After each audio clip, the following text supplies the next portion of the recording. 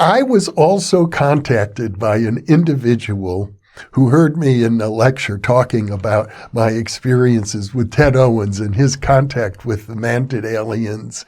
And this lady told me that she had a past life memory, that's what she interpreted it as, that she had been a mantid alien, and would I like to talk to her? Keep watching to learn more.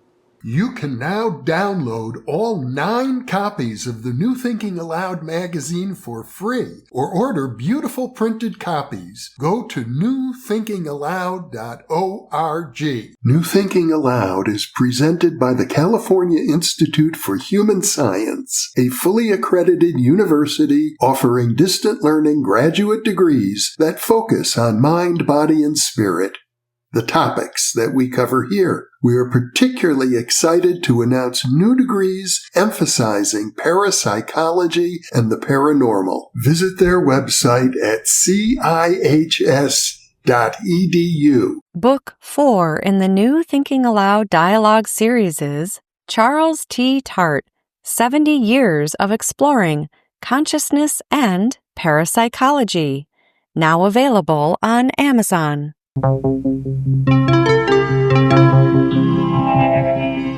Thinking Aloud.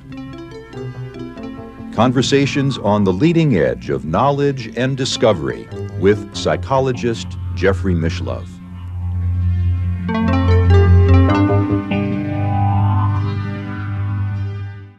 Hello and welcome. I'm Jeffrey Mishlove. Hello and welcome. I'm Jeffrey Mishlove.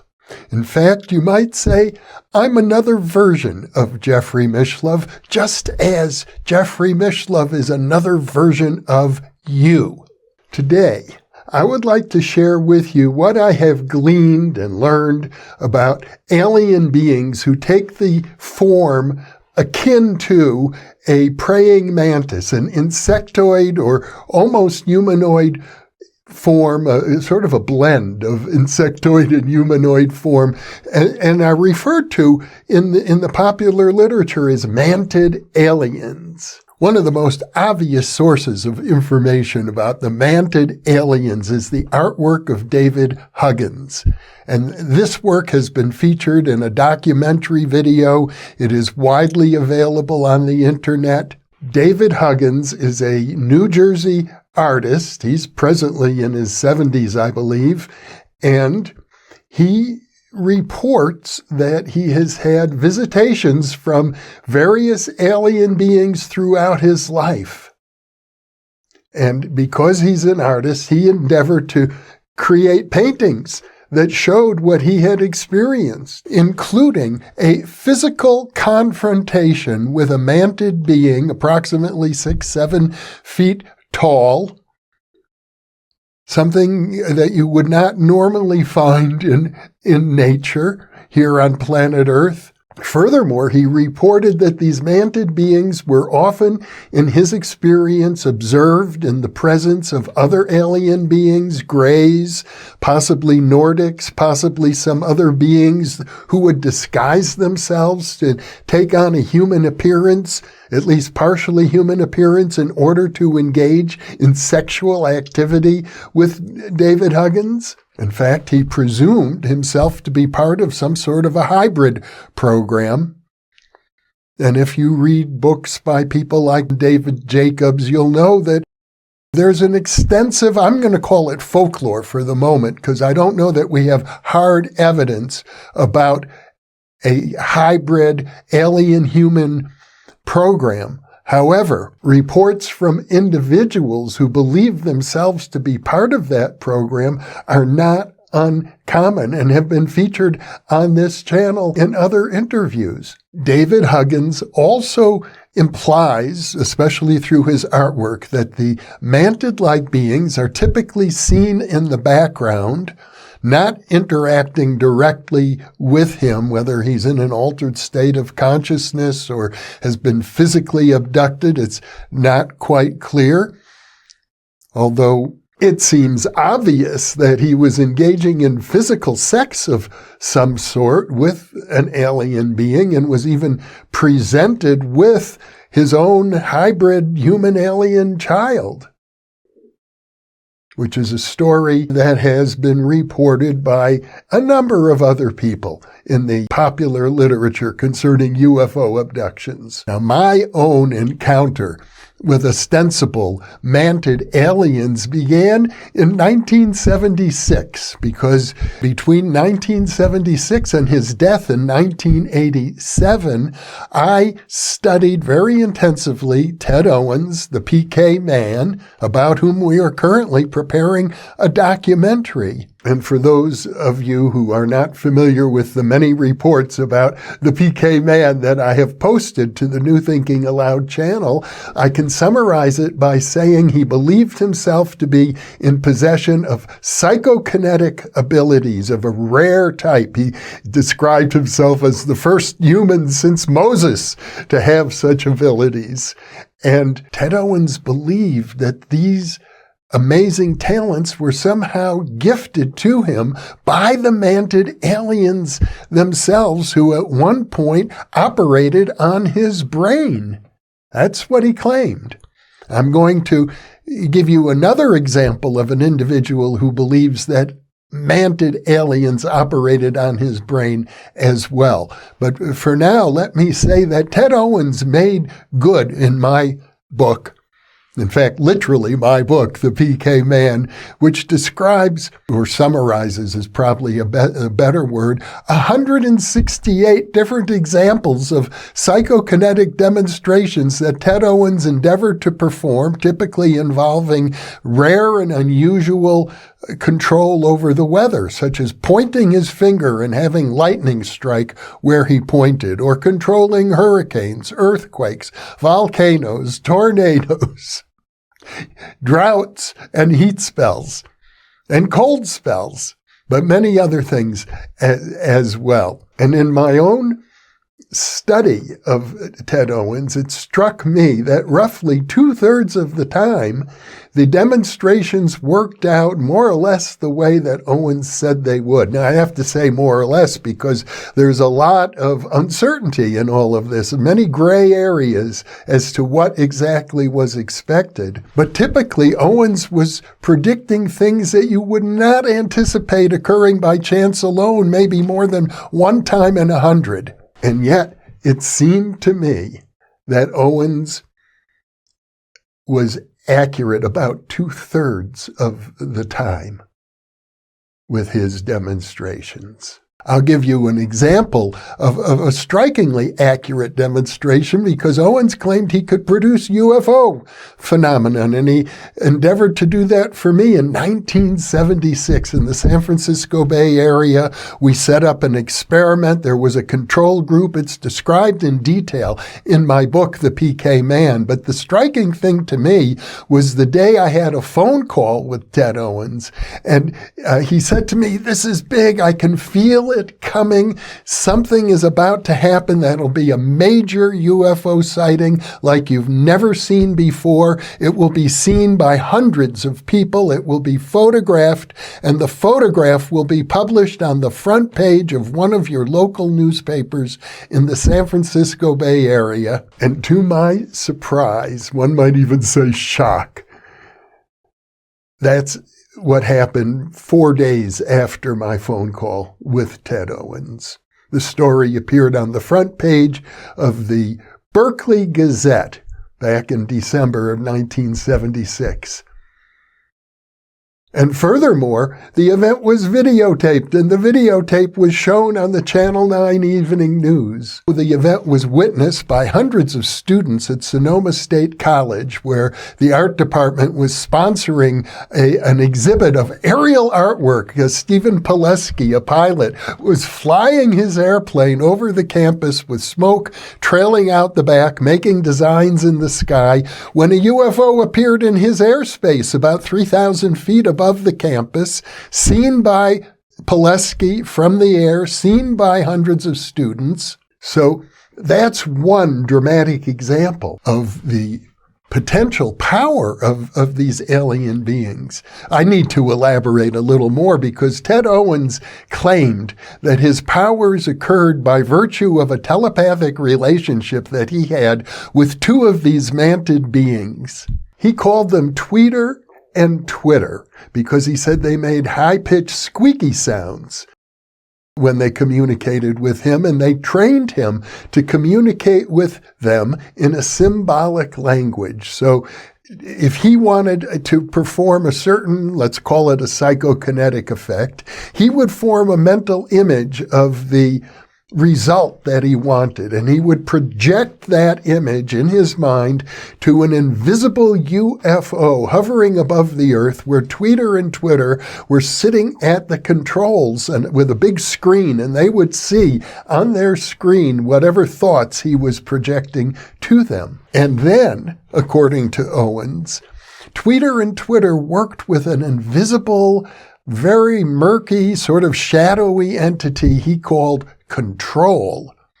He would send his desired image to them, and they would then communicate with this control figure, and then the phenomenon would manifest. Now, here's the intriguing part, because I documented this very well in an earlier InPresence monologue, to which I will link in the upper right-hand corner of your screen if you're able to capture that link.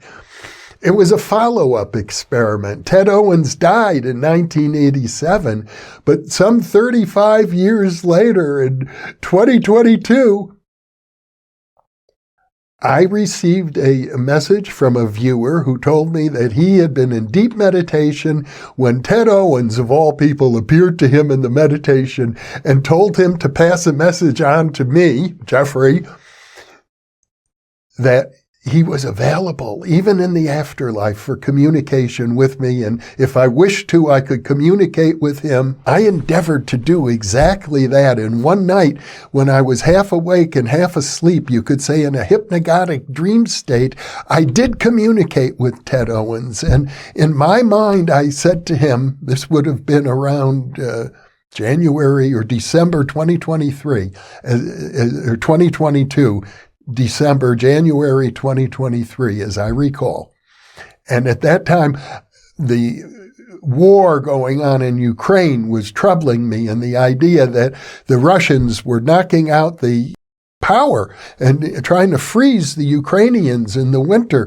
And so I asked Ted Owens, in this hypnagogic state, if it would be possible to create a warm winter in Ukraine, so that the people didn't suffer so much. And he said, well, of course, I'll have to check with the space intelligences, the SIs. And I should point out now, he said, really, these mantid beings are just like us. They're energy beings inhabiting physical bodies. You could even talk about them in the language of Tom Campbell, that they are individuated units of consciousness who are engaged in a projection, in a computer simulation of sorts, so which gives them avatars that appear like mantid aliens. In any case, that was his explanation. And what happened just a few days, about 4 days, as I recall, after I had this hypnagogic experience with Ted Owens, something happened which would be completely consistent with the body of evidence I'd already collected about Ted Owens, the 168 previous demonstrations. There was an enormous heat wave all over Europe. Over 1,000 temperature records were broken on a single day. Experts who studied unusual weather were completely taken off guard. They didn't see this coming. It seemed very, very mysterious. And I thought to myself, this could be the space intelligences at work. I was also contacted by an individual who heard me in a lecture talking about my experiences with Ted Owens and his contact with the mantid aliens. And this lady told me that she had a past life memory, that's what she interpreted it as, that she had been a mantid alien, and would I like to talk to her? I did, because I was already thinking about doing this monologue, this very monologue. And so I communicated with her. She lives in another country, and she only had vague recollections, but she saw herself in the body of a mantid being. She had wings. She was 6 or 7 feet tall. And what she told me was very rare, but yet consistent with the Ted Owens story. She said she had a partner, and the two of them were working telepathically together, concentrating on a particular task. Now, the task had been assigned to them by a larger entity, perhaps an entity akin to what Ted Owens called control. Here's my interpretation. The human race, I think, cripples itself because from an alien perspective, and frankly, I can tell you, many years ago, I interviewed a lady who believed herself to be in touch with many alien groups, and she said they look down on the human race. From their point of view, when they see the human race, what they see is we form pyramidal social structures with an alpha male at the top of each of them, and these structures are all competing with each other, making wars at times against each other, struggling with each other, and so we are not a unified species. The implication that I draw from this is that the mantid aliens are not like humans in this regard. They don't quarrel and fight amongst each other. They don't have alpha males at the top of pyramidal structures, always struggling against each other for supremacy.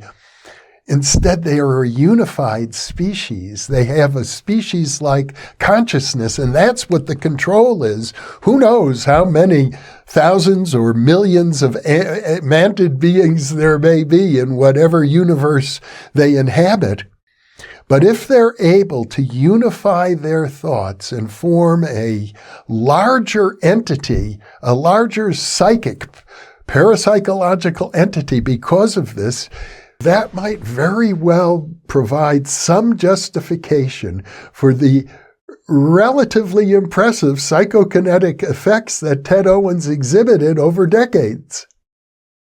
So it seems to me that the idea that they work in pairs, as my communicator explained to me, would be consistent with Ted Owens' experience of Tweeter and Twitter, and the fact that they rely on another telepathic connection with a larger, perhaps even species-wide connection in order to implement the psychokinetic effects.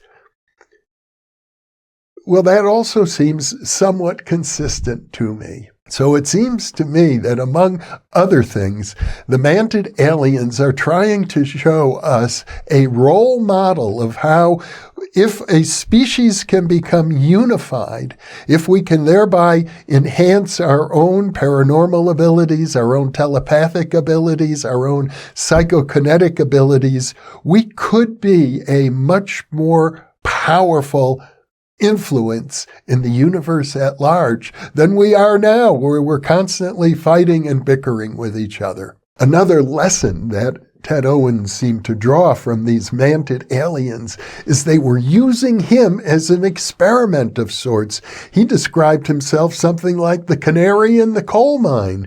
How would the human population as a whole respond to a person who could wield the sort of psychokinetic abilities that Ted Owens demonstrated at roughly a 66% accuracy over and over and over again? Well, it didn't work out too well for Ted Owens. He died in 1987 in relative obscurity and poverty, and certainly having faced enormous rejection almost everywhere when he went to actually demonstrate these psychokinetic abilities. Still, the story continues. I've written a book about it. We're working on a documentary about it. I think there are lessons to be gleaned here. Finally, I would like to share the story of David J. Brown, who is the author of a book about DMT entities, the co-author of a book beautifully illustrated by his other co-author, Sarah Finn. So David believes that while under the influence of DMT when he was a young man, he experienced a mantid alien who operated on his brain. Now, I'm going to actually share with you at this point David's testimony describing how that DMT entity, a mantid alien of sorts, impacted his life. You can watch it now. Yeah, this was my very first experience with DMT, dimethyltryptamine. When I was around 20, 21 years old, I was at a friend's house it was something that I had really wanted to try. This was back in the early 80s. I managed to take 3 large, tokes of this very disgusting tasting substance that's, tasted like burning plastic when I was smoking it, and after about the third hit, I was way higher than any experience I've ever had with LSD or psilocybin or any other psychedelic experience. And suddenly, I felt myself just burst, like I was going through a membrane into another reality, where I was able to see in 360 degrees all at once simultaneously, and I saw elf-like creatures diving into tubular-like machines, and within just a few seconds, this mantid-like creature noticed me and came over and pinned me to the ground and began what seemed like it was experimenting on my brain, or fine-tuning my brain, or adjusting something in my brain. It was sort of producing all these different intensities, synesthetic intensities that were like all of my senses going at once, and it was like measuring something and adjusting something as it was doing this. It was actually a terrifying experience, but when I came back from that experience, I was just absolutely dumbfounded about the reality of it. It seemed so incredibly real. The word people use is realer than real with these types of experiences. So it left me with this incredibly, staggering sense of, is there really a reality to this? And a day has not gone by, since I had that experience, and wondering about that. And that was largely the motivation for doing the book. What the creature actually looked like, I think you asked. I mean, it was like a 6 foot tall praying mantis. I mean, a giant creature that had somewhat humanoid type, it wasn't completely insectoid. There was some humanoid aspects to it. But the really weird thing about it was the face on the creature. It had the body of a praying mantis, pretty much, but it had my face. It was my own face on this creature, and in retrospect, when I've thought about this over the years, I was doing neuroscience research at the time at NYU, and I was wondering if it was like trying to show me from the perspective of the animal, the laboratory animal, what it was like, to be experimented on. So there was sort of a personal message in that for me as well. But it was basically a terrifying experience, but absolutely, mind-blowing and compelling nonetheless. And like I said, I have not gone a day without not thinking about that experience. So it would seem as if it was a turning point in your life. Yeah. And it's harder for me to articulate, but there was some type of change that occurred. I didn't quite see the world in the same way. It was almost like whatever adjustments or fine-tuning it did, it made me see the world differently. I have a harder time putting that into words exactly what it did, but I somehow just, feel like when certain things happen in my life, it just suddenly brings me back to that moment. And I feel like it was due to what seemed like the fine-tuning or the adjustments that were being done in my brain at the time. The person I studied, Ted Owens, claimed that after he had this experience himself of his brain being operated on, he developed unusual psychokinetic abilities, able to control hurricanes, volcanoes, tornadoes, earthquakes, droughts, hot weather, cold weather, and he became a healer, and things of that sort. Have you found any sort of paranormal abilities associated with that change that occurred so many years ago? It's so funny that you just said that, because I actually had an experience fairly recently where during a very profound psychedelic experience, there was a rainstorm going on. and we experienced a tornado, which in my area of Northern California has never happened, and it happened literally within 1 block of my house, this tornado, and it happened during the peak of the psychedelic experience. And I don't think that I caused it, but I feel like I was in touch with something, some kind of some type of energy that that was affecting the possibility of tornado and my brain at the same time. So it's funny that you say that, because I never really thought that I was influencing the weather, but there was that uncanny experience. I've certainly had my share of synchronicities. I have incredible synchronicities all the time. I have, premonitions that have come true. I have a lot of dreams where I experience things that end up happening. So I'm not sure. It's like I've said, I started doing psychedelics, and I had this experience with DMT when I was so young. It's hard to know how I would have evolved and developed differently had I not had that type of experience. But it certainly is conceivable that I have these types of psychic and synchronistic experiences, maybe as a result of that DMT encounter where my brain was fine-tuned. The point that I want to make in conclusion is consistent with David J. Brown's experience when he saw his own face on the mantid alien. That is, the mantid aliens are us. That may seem very hard to accept for most of you, because they seem so very, very different. But they're like us in the sense that, as with every sentient being in the entire universe, they aren't what they appear to be. They are individuated units of consciousness. They are energy beings, or to put it in religious terms, they are souls. They are spirits. They are immortal beings of a sort. The idea that humans reincarnate, or at least can reincarnate, has been very well established by the work of Ian Stevenson and others who followed him at the University of Virginia, where they have over 2,500 cases on record of young children remembering past lives, and about 2/3 of those cases are ones in which researchers were brought onto the scene, obtained information from the young children and their parents, and were able to actually identify the previous person being described by these young children.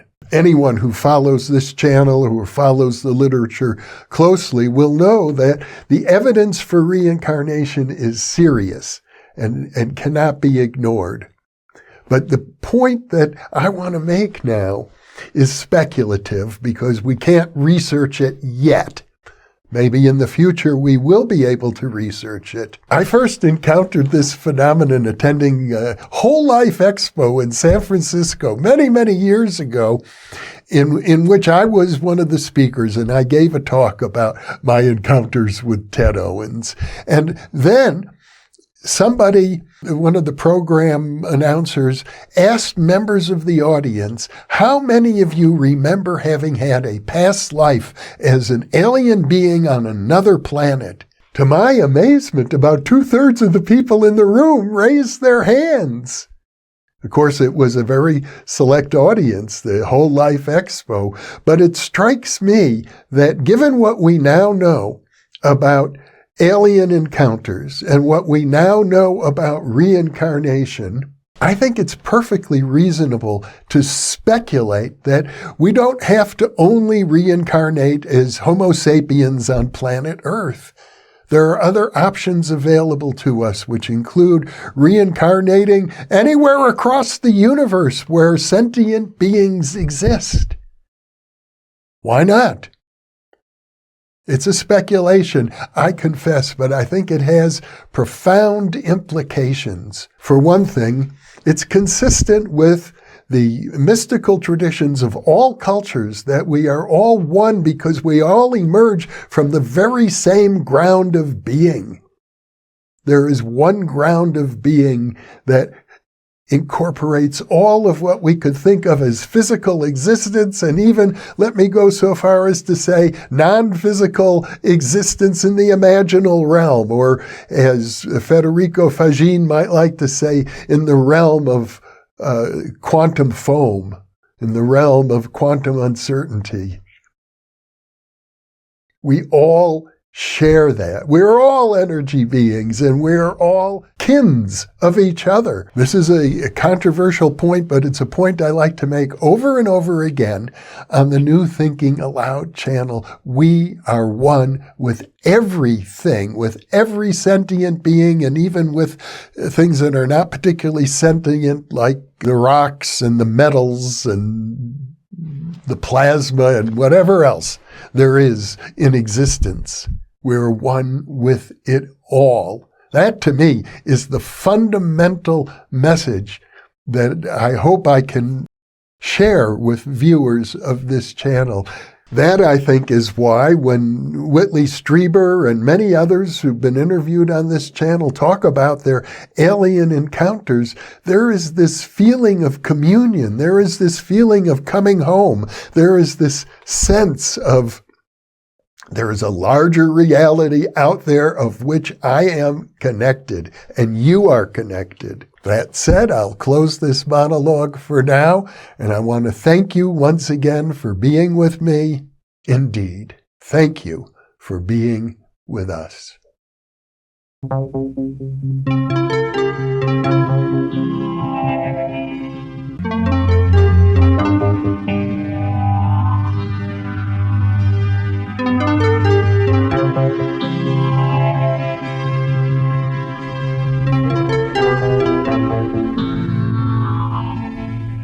New Thinking Aloud is presented by the California Institute for Human Science, a fully accredited university offering distant learning graduate degrees that focus on mind, body, and spirit. The topics that we cover here. We are particularly excited to announce new degrees emphasizing parapsychology and the paranormal. Visit their website at CIHS.edu.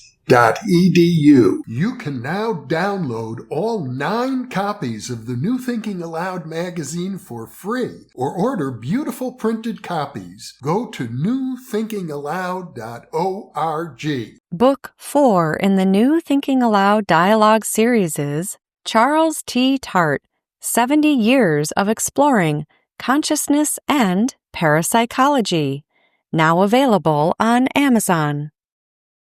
For early access to our videos and live stream events, sign up for our free weekly newsletter at newthinkingaloud.org.